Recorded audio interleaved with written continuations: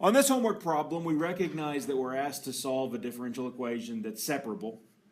So first thing we got to do is identify whether it is in fact separable by separating by factoring, right?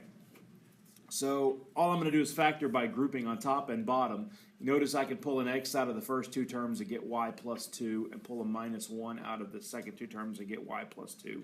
And then I can factor y plus 2 out of both of those, and I get x minus 1 times y plus 2 in the numerator, right?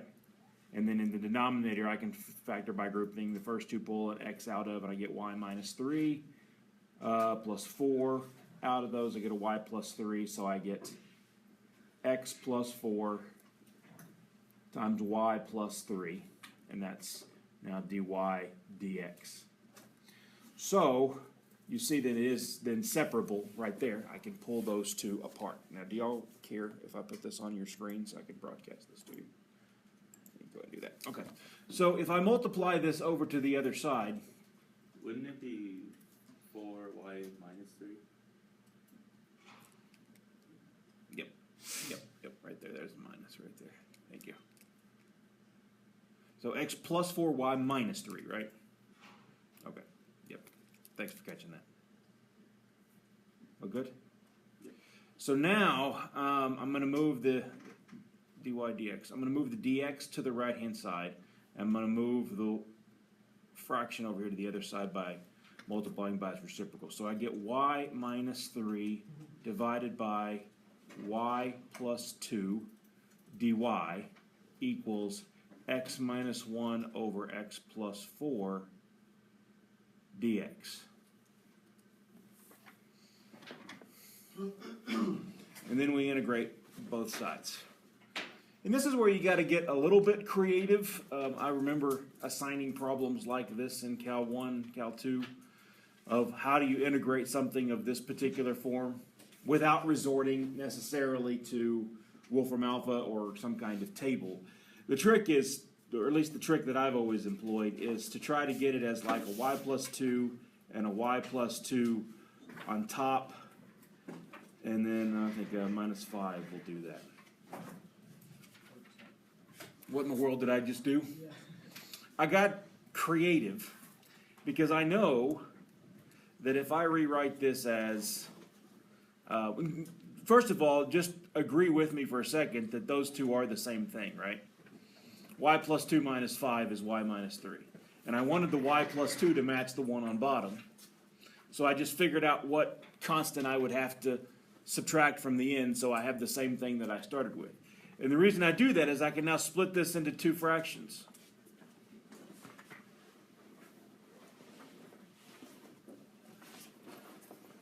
Like that. Integral dy. Come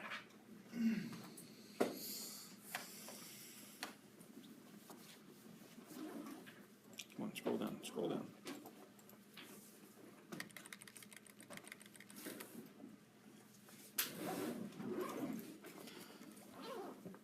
And the first one just becomes 1, so it turns into y when I integrate it.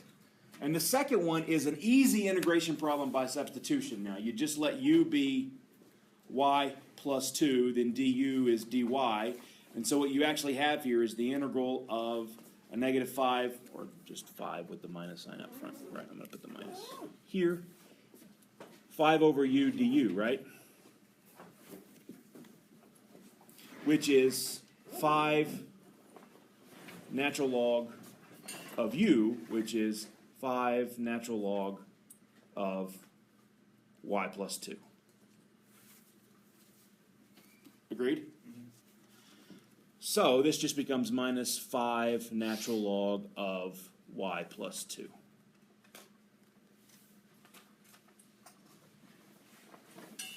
So that's how I would integrate the left-hand side. Right-hand side is going to be very similar, right? What would you do? What would the top look like if I did the exact same trick again? I need x plus 4, but I need it to be same as x minus 1, right? So basically what I'm doing is I'm adding 4 and subtracting 4 at the same time. I'm adding 2 up here and subtracting 2, because I want that x plus 4. Which is going to give me, by the way, through the same process, x, dot, dot, dot, you can follow the same integration, right? Minus 5 natural log of x plus 4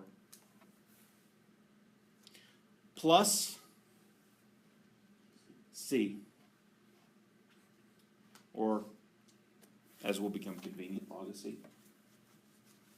How about we don't assume we know that that's coming? Oops. 5 natural log of y plus 2.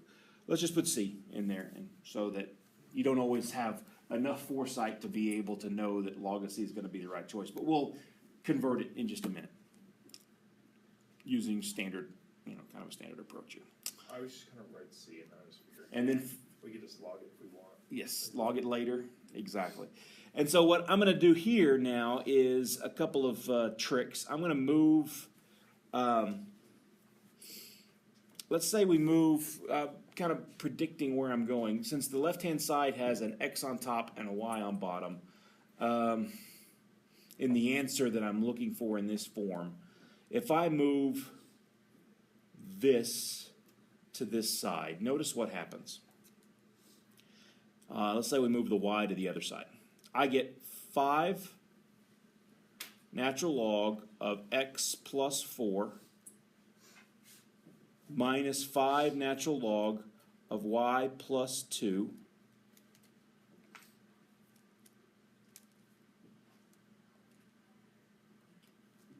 which equals an x minus y plus c, right? Now I use properties of logs and move the 5s inside, and I get natural log of x plus 4, I'm going to keep the minus sign there for now, natural log of y plus 2, but now they're both to the 5th power. And then the difference of 2 logs is natural log of the first divided by the second equals x minus y plus c.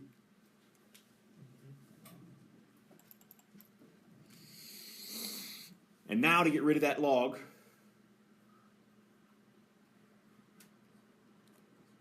exponentiate both sides. So this becomes x to the 4th, x plus 4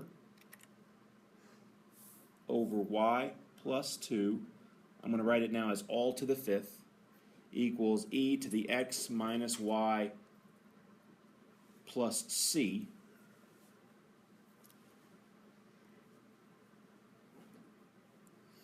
And this is where we could see it would be a good idea to have written log of c, because I could write this as e to the x minus y times e to the c.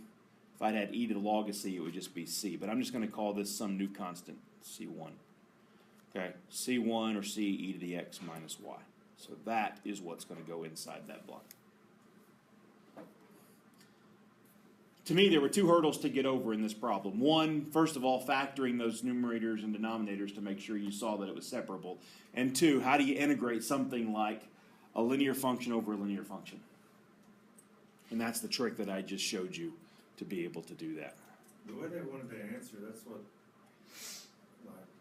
tipped it off how I needed to do it. Yeah. Once you saw the logs showing up. I mean, if you went and typed this thing into Wolfram Alpha, or a TI Inspire or something like that, you immediately got something that looked like that right there.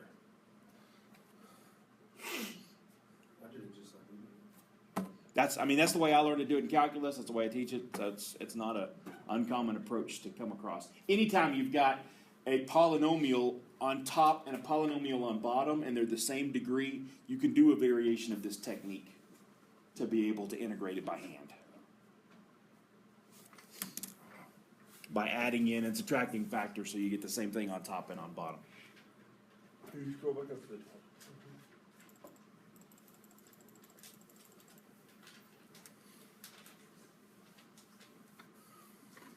So I just factored by grouping on top and bottom and was able to get dy dx as x minus 1, y plus 2 over x plus 4, y minus 3. Okay, that's it for that problem.